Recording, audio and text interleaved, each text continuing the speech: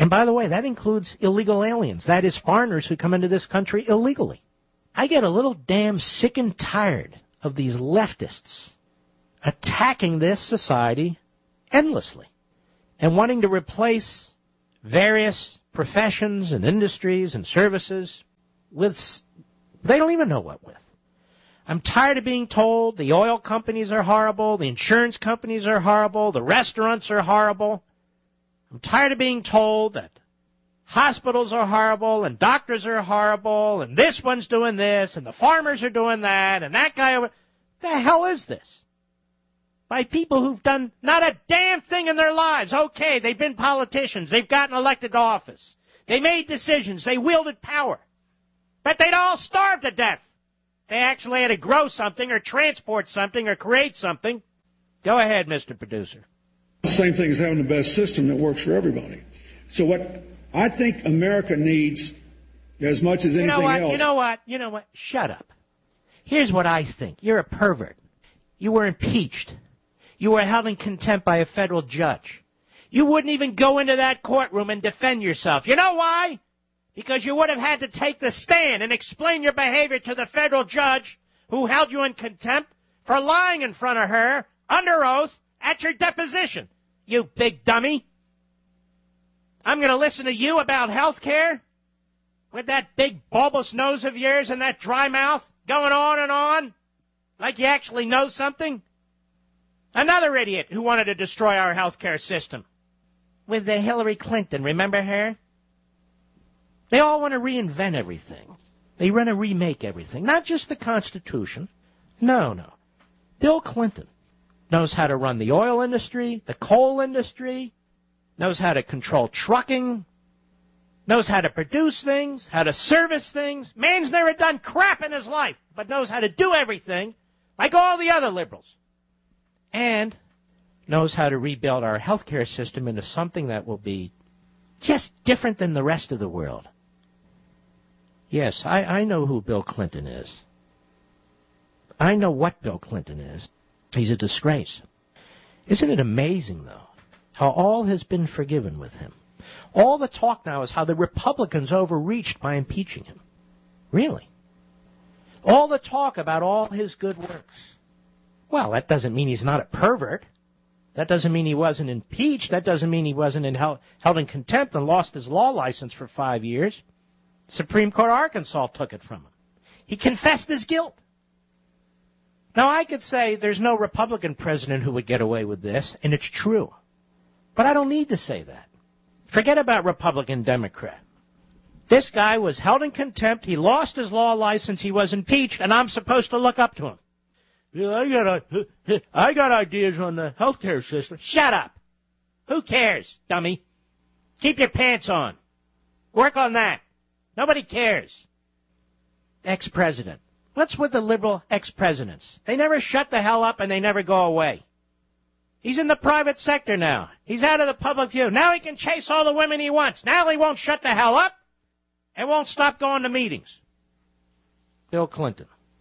All right, ladies and gentlemen, we have the worst health care system in the world, okay? You don't like our health care system? Then go to Canada. You don't like our health care system? Take a flight to Britain. Go over there. Better yet, go to 90% of the rest of the world where they use dirty needles because they don't have clean ones. Where you got to bring your own sheets and toilet paper. Go ahead. Go to those because ours suck. What a disgrace. Former President of the United States. He knows better. Playing to the crowd always. And the crowd is anti-American. Another one. Do you think for 2 seconds the great Ronald Reagan would be speaking at the World Economic Forum telling everybody that America's healthcare system is not the best in the world, trying to pander to a crowd to get applause? That's why, Bill Clinton, you'll never be as great as Ronald Reagan, because you have no class. Goes for you too, Obama. You have no class either. Trashing your country. Trying to destroy business. Yes, you are. Ignoring a judge and the Constitution. We'll be right back. All right, let's see here. Nathan, Mobile, Alabama, beautiful area, the great WABB, a Democrat. Go. All right, Mark. So I get the point.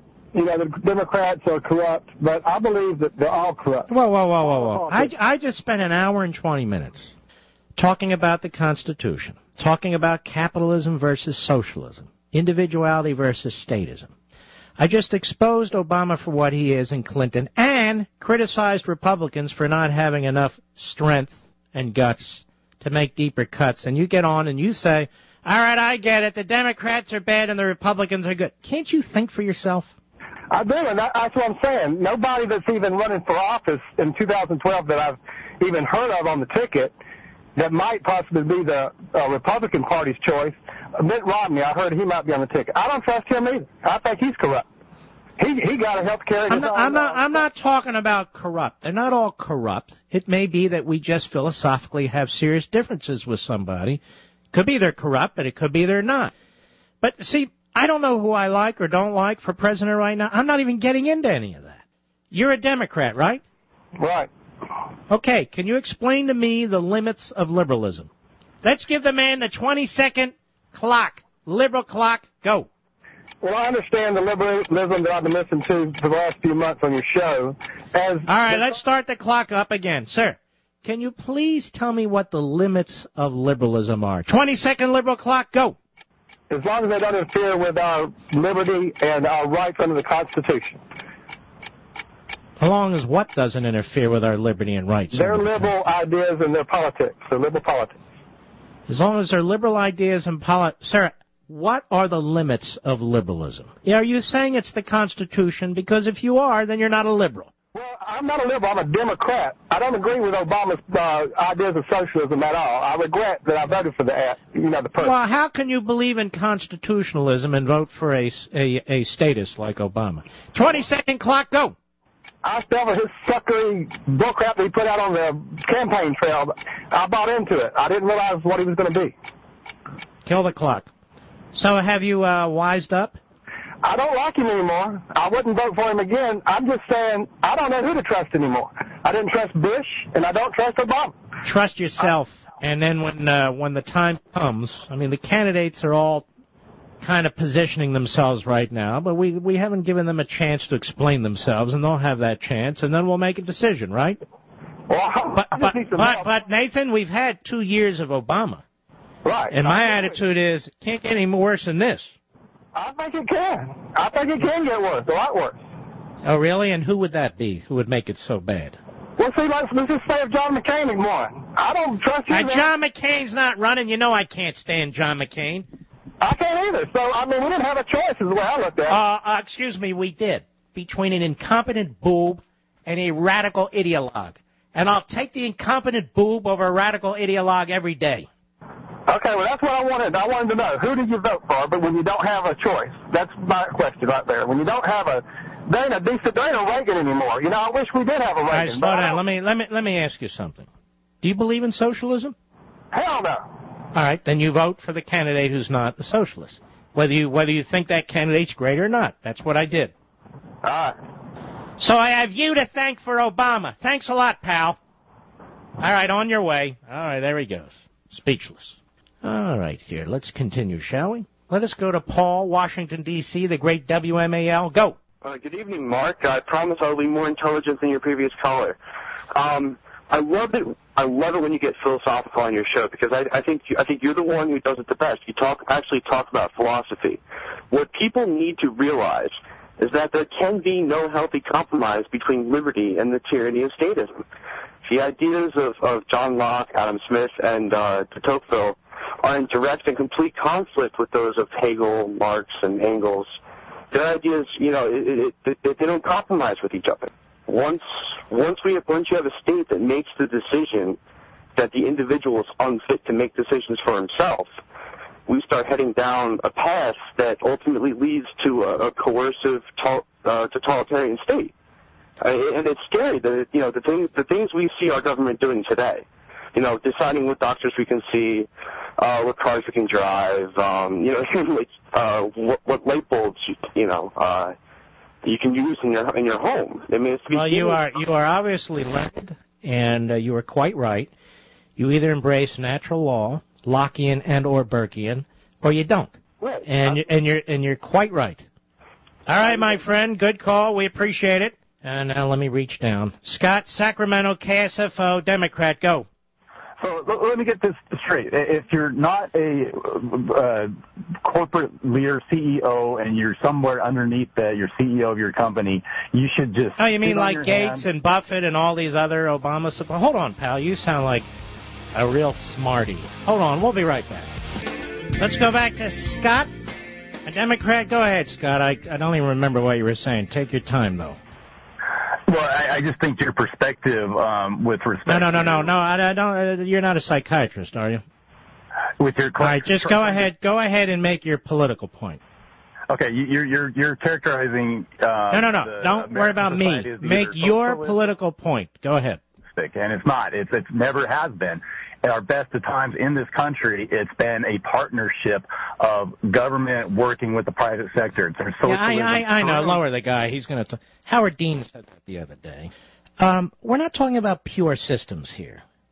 When I talk about socialism, I'm talking about not government ownership of the means of production. I'm talking about government control through regulation, taxation, threats, intimidation of the private sector.